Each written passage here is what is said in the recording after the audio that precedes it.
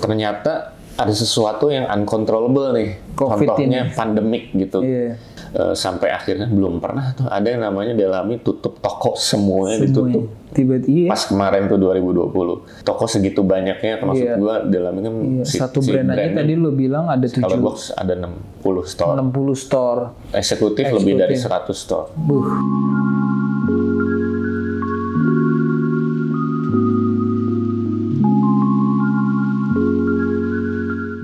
Di eksekutif gitu loh. Oke. Dari target marketnya tuh seperti apa dan treatmentnya tuh harus seperti apa sih untuk kliennya Oke, tersebut.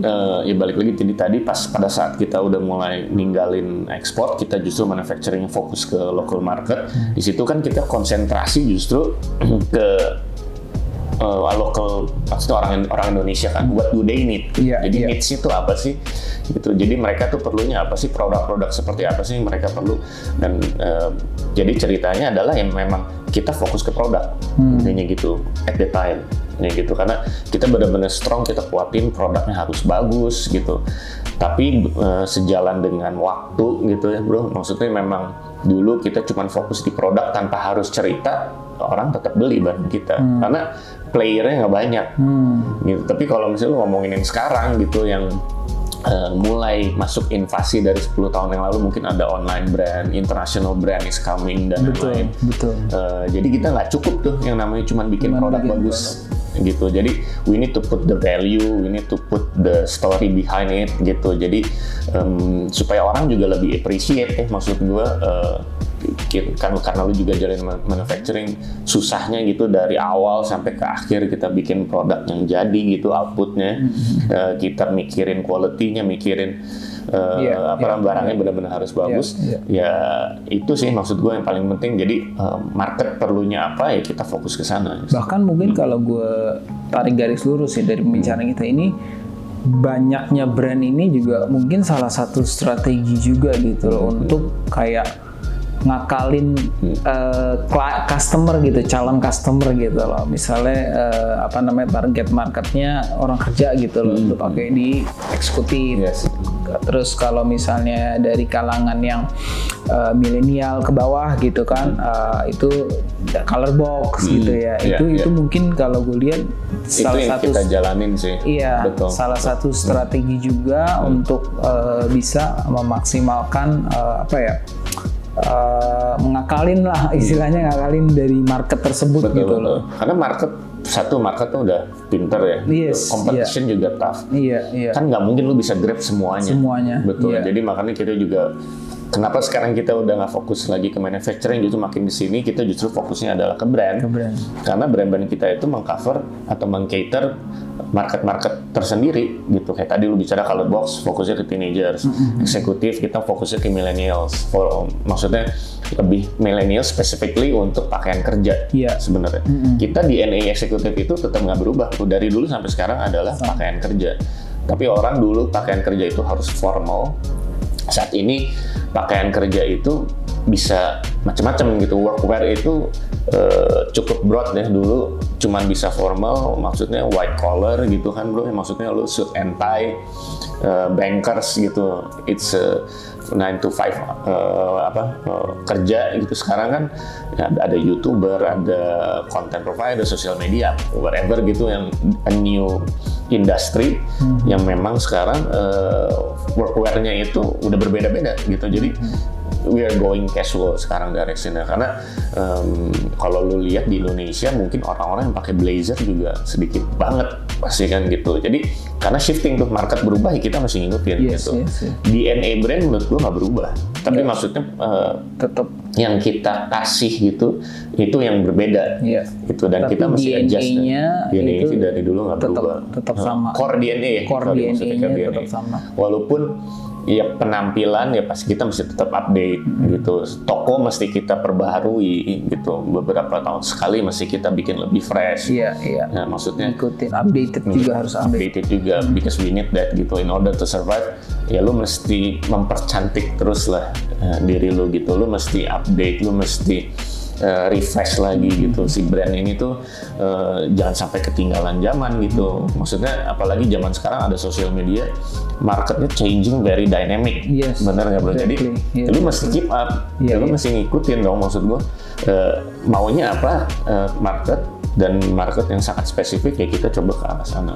Kalau dari sisi produk bro, strateginya gimana? Sebelum lu launching produk dari tiap-tiap brand, apa sih ada special treatment atau hal khusus yang mesti lo lakuin nggak sebelum lo launching sebuah produk? Paling kalau gue sama tim gue, karena kita kan dari designing sampai ke sourcing, ini menjadi satu kesatuan yang penting lah gitu. Jadi kita development bisa pas sesuai dengan target market tiap-tiap brand itu. Yes, jadi prosesnya bro? Prosesnya lumayan panjang sih. Jadi maksudnya dari sisi planning, kita juga, karena kan lu bikin barang tapi juga lu nggak tahu market tuh seberapa besar juga percuma. Itu yang paling penting juga itu sih. Jadi you need to measure first gitu, how big is the market gitu. Jadi jangan sampai barang yang lu produksi pun juga kekurangan misalnya gitu, jangan sampai kelebihan juga gitu. Jadi we need to manage the buying as well. Yang baru dari saat itu sambil at the same time paralelly kita design gitu, karena sebenarnya kan designing itu kan lu ngomongin future ya sebenarnya gitu. Even though walaupun ada yang kita carry over, ada yang kita tetap restock gitu, tapi sebenarnya fashion business is about predicting the future gitu. Apa yang eventually setelah, biasanya soal kalau di kita tuh di tim gue 8 bulan tuh kita planning sampai akhirnya produk, dari sisi plan sampai akhirnya benar-benar launch itu kurang lebih sekitar 8 bulan. Nah itu jadi kita mesti predict nih, misalnya kita kan doing by season gitu, we expect spring summer misalnya, itu berarti kita udah bikin dari 8 bulan yang lalu. Nah fall winter gitu, even though di Indonesia nggak ada 4 musim, tapi kita tetap bilang tuh, karena kita kan mengacu ke Europe gitu, market apa sih di sana yang keren gitu, apa sih yang, karena eventually kan orang Indonesia pasti adapt gitu, with local flavor ya. Tentunya orang Indonesia pasti punya style sendiri. Gue bilang orang Indonesia tuh stylenya keren-keren loh, maksudnya cuman apa namanya, gimana caranya nih kita as a brand nih bisa bisa launch produk yang tepat pada saat mereka perlu. Gitu. Bahkan juga nggak cuma setahun 4 kali, mungkin bisa sampai 5, atau misalnya kayak ada collection collaboration, itu kan bisa juga ya kan. Kita di kayak capsule collection juga, itu kan juga bisa. Itu yang kita lakukan sekarang juga sih, biar lebih ada vibe-nya lah. Apalagi kan sekarang banyak juga ya apa namanya, brand-brand lokal udah makin keren-keren ya kan. Yang dari luar juga makin banyak yang masuk. Kalau menurut dari Delami Group itu sebuah ancaman atau tantangan? Gue bilang itu tantangan sih, bukan ancaman. Bukan ancaman ya? Betul, karena sekarang saatnya kita harus merangkul ya, gandeng sama-sama. Maksudnya kita bicara yang sekarang deh gitu. Kita udah melalui COVID ya, 2 times man. Maksud gue kita mesti bersyukur gitu. Kita yang sampai saat ini masih bisa berdiri, survivors gitu, benar nggak sih? Justru supaya kita bisa kuat, Indonesia kan sangat-sangat marketnya tuh seksi, marketnya tuh bagus banget gitu, maksudnya besar gitu kan. Orang-orang luar juga justru banyak banget pingin invest sekarang di sini, karena growingnya tuh bisa bertumbuh dengan sangat besar kan. Itu bisa multiplier banyak lah gitu, if people invest in here. So menurut gua ya justru banyak banget ya, kita ngomong fashion brand ada di sini, malah jadi orang makin benar-benar aware sama fashion gitu, karena dulu mungkin fashion tuh bukan primary gitu, maksudnya ya gue pakai beli baju, beli celana ya sebutuhnya aja, tapi sekarang it's all about lifestyle and statement. Gitu. Jadi menurut gue justru kalau bisa malah kita tetap berkolaborasi. Jadi as a local brands jangan saling gontok-gontokan gitu. Sekarang gimana caranya kita bisa kolaborasi, harusnya gitu sih. Important sih, iya benar. Very important. Bisa maju bersama kan gitu. Benar. Ekonomi mesti bergerak lah bro. Iya. Terus tadi kan kita ngomongin pandemik nih. Terus dari kalau gue lihat, gue perhatiin kan Delami Group kan memang nggak tahu ya, fokusnya kebanyakan kan di offline ya, store ya. Betul. Yes. Nah udah 2 tahun ini pandemi. Itu gimana bro strateginya bro?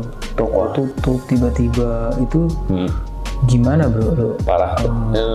Ya itu karena impact COVID itu kayak tadi kita kan in order to survive, maksudnya brand besar seperti kita ini, kita kan udah planning jarak jauh gitu kan. Bahkan sebenarnya kalau business plan ada yang 5 years, ada yang 2 years gitu. Jadi long termnya 5 years kita mau ngapain, short termnya dari 2 tahun, 3 tahun mau ngapain. Tapi ternyata ada sesuatu yang uncontrollable nih. COVID contohnya ini. Pandemik gitu.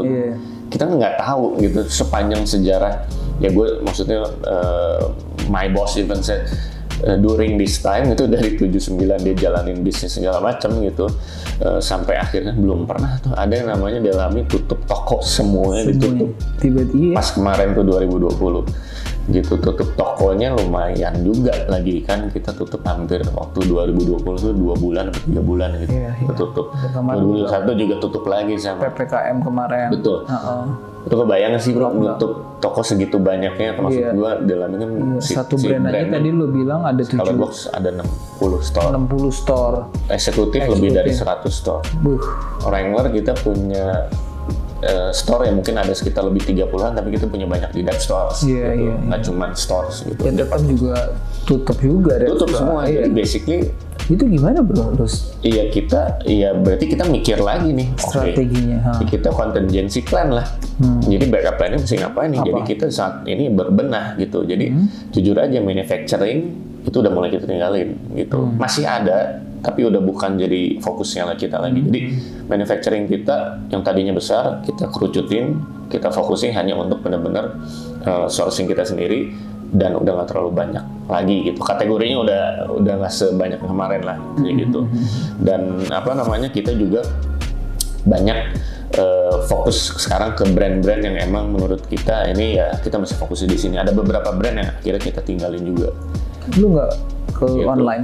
Online pasti gitu. Tapi karena terlalu bilang setup kita nih udah di offline dari awal. Gitu. We put a lot of investment on the offline intinya gitu. Jadi online udah dari dulu sebenarnya, mungkin dari sekitar 4 tahun yang lalu kita udah ada gitu. Tapi in terms of contribution ya it's very small gitu. Tapi ya pas tiba-tiba pandemic ya udah ya kita konsentrasi ke online, mau nggak mau kan, you don't have any other choice gitu. Jadi ya udah online digedein sambil kita juga belajar, karena kita banyak belajar itu waktu pandemi sama brand-brand online, sama brand-brand lokal online yang memang brandnya tumbuh dari online. Mereka justru nggak punya toko offline gitu. Dan kelihatannya di pandemik bukannya malah susah, malah jadi makin gede gitu, jadi amplify banget gitu. Bener kan, jadi apalagi sekarang ada e-commerce gitu, marketplace. Ya kita belajar lah gitu, gimana sih caranya, how do they do it gitu. Jadi ya sekarang ya akhirnya kita mesti anticipate, ya amit-amit gitu ya, on wood lah. Tapi jangan sampai ya kalau misalnya ada pandemic lagi, what should we do gitu. Intinya ke sana. Online is a must. We don't have any other option, dan market emang ke sana. Emang udah arahnya gitu. Tapi kita juga udah percaya offline akan terus ada juga. Dan banyak juga kok brand-brand yang memang malah penjualannya malah naik gitu loh di online. Penjualannya malah naik, beberapa brand ya, baik lokal maupun yang international brand malah naik. It's good thing juga gitu loh. Betul. Jadi memang kita harus adapt, shifting, ya kan, strateginya memang harus dirubah gitu loh. Oke, mungkin ini pertanyaan terakhir Bu. Kalau dari Delami sendiri itu memang tadinya kan memang manufacture ya, cuman kan pasti ada beberapa brand atau item yang memang dilakuin oleh pihak ketiga atau vendor ya. Apa sih syaratnya atau tips dari Delami ketika ingin memilih sebuah vendor atau partner untuk manufacture dari produk-produk Delami sendiri? Oke, kalau misalnya bicara vendor, mungkin gue suka yang terms yang terakhir, partner. Karena karena betul banget, karena semua kategori produk kita nggak bisa bikin semuanya sendiri. Pasti. Gitu. Kita punya banyak banget vendor gitu atau supplier, karena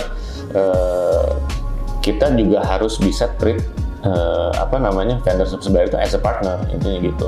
Karena kita ngerasain banget tuh pas kemarin COVID, kita tahu lah mana yang benar-benar as a partner, mana yang cuman mikirin misalnya cuannya doang intinya gitu. Jadi ada situasi yang kayak kemarin force major kan, benar nggak? Betul. Semua orang nggak predik. Itu nggak predik. Jadi tipsnya apa? Ya tipsnya vendor yang ideal seperti apa gitu? Vendor ideal adalah yang mau mengerti posisi kita sebagai buyer, tapi kita juga sebagai buyer harus mau ngerti gimana we need to put ourselves in their shoes juga gitu, sebagai supplier. Kesulitan supplier itu apa sih gitu. Terus as a partner, yang namanya partner ya lu kan mutual ya maksud gua gitu. Jadi kita di sini tuh benar-benar kerjasama gimana caranya produk yang gue benar-benar mau nih bisa outputnya sesuai, tapi kita juga gimana caranya juga we can also give you what you need, which is misalnya a growing quantities and everything. So maksud gue lebih ke bantu kita di retail, di brand gitu, untuk kita bisa ya untuk jualan produk yang bagus gitu. Tapi ya at the same time kita juga akan pikirin gimana caranya nih vendor-vendor ini juga atau partner ini bisa benar-benar bertumbuh, grow together. Gitu sih. Oke, it's good thing sih. Thank you banget ya waktunya. Sama-sama bro. Jadi kalau misalnya dari teman-teman mudah-mudahan dapat insight ya dari obrolan ini. Mungkin saya tutup konten hari ini. Kalau misalnya ada pertanyaan, silahkan tanya di kolom komen. Jangan lupa subscribe. Oke? See you, bye-bye. Bye.